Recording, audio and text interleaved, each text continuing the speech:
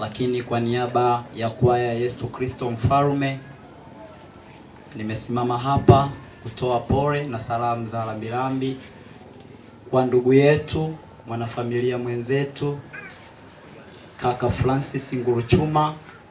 Tumekuwa naye tukiishi naye vizuri sana, na hata anapata changamoto hii tulikuwa naye. Kwa hiyo kwa kuonesha kuguswa kama familia, tuliweza kuitikia hilo, tukaungana naye katika taratibu zote, kuandaa mwili wa marehemu pamoja na kuhifadhi au kusafirisha mpaka kufika Katavi.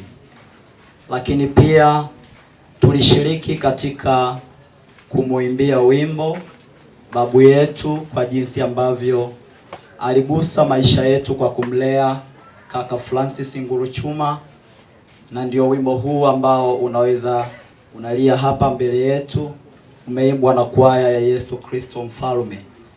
Kwa hiyo michango yetu tulitoa siku hiyo ya Ijumaa, ambapo tulianza safari kuja huku.